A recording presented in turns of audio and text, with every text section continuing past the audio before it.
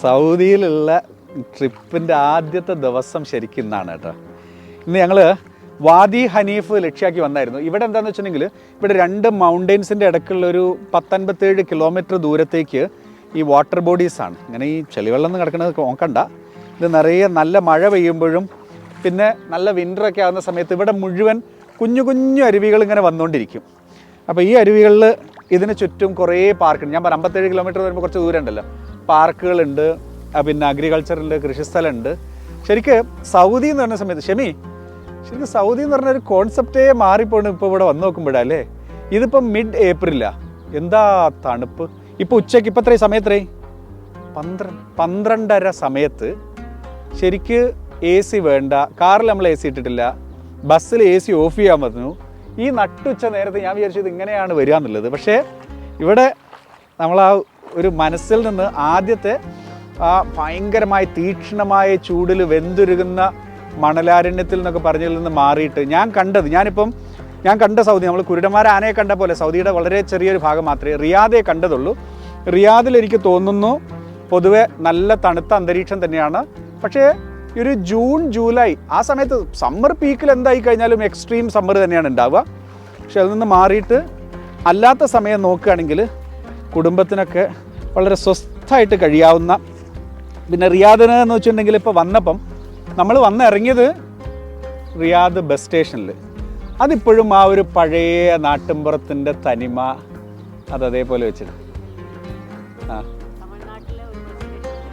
എനിക്ക് ക്ഷമി എന്തുകൊണ്ട് പറഞ്ഞതെന്ന് എനിക്കറിയാം. കാരണം ഞങ്ങൾ ഏറ്റവും കൂടുതൽ യാത്രകൾ പോയിട്ടുള്ളത് തിരുവനന്തപുരത്തു നിന്ന്, അവിടുന്ന് കന്യാകുമാരി, നാഗർകോയിൽ, തിരുനെൽവേലി, മധുര റൂട്ടിലൊക്കെ ഇങ്ങനെ കുറേ ബസ് യാത്ര പോയിരുന്നു.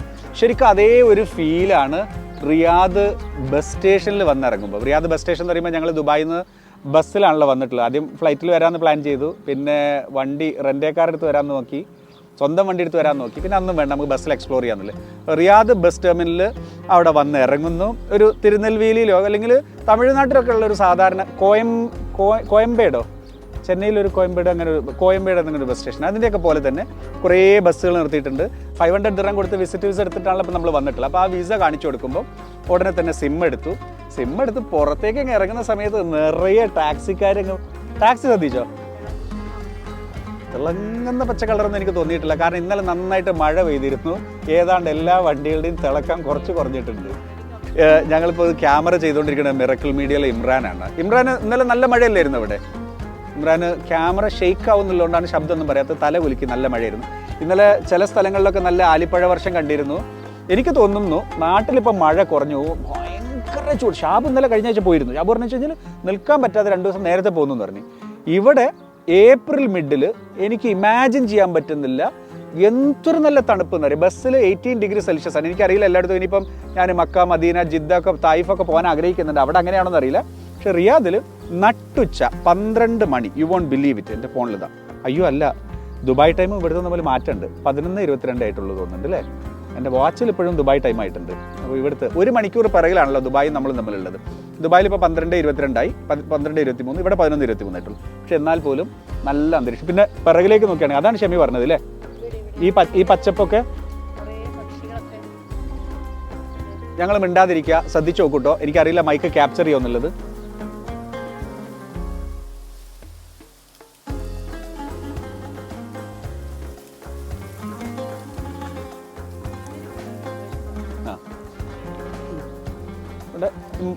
മരങ്ങള്, പച്ചപ്പ്, അതുപോലെ തന്നെ തടാകങ്ങള്, വെള്ളക്കെട്ടുകള്, പിന്നെ അരുവികള്, പക്ഷികള്, പിന്നെ ഒട്ടകങ്ങൾ വരി കാരക്ക നിര.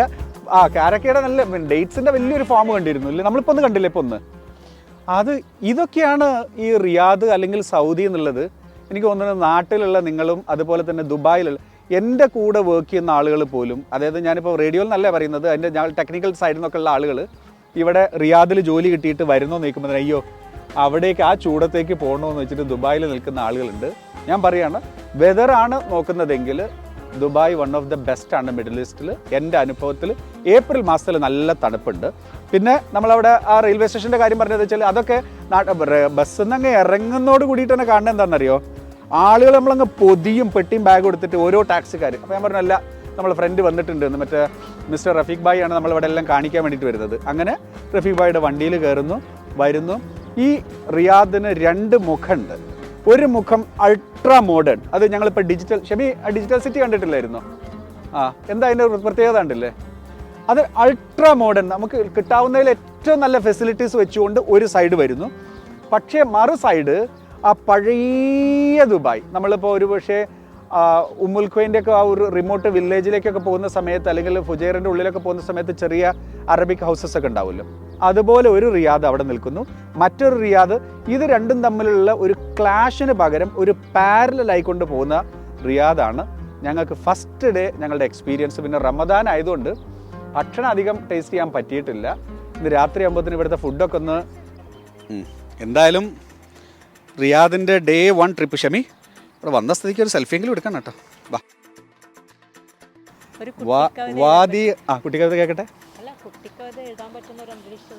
കുട്ടിക്കവിത കേൾക്കട്ടെ. എഴുതി പറ്റിയിട്ടല്ലേ ഉള്ളൂ, പറയൂ. വാദികൾ സർവത്ര, തുള്ളി കുടിക്കാനില്ലത്ര.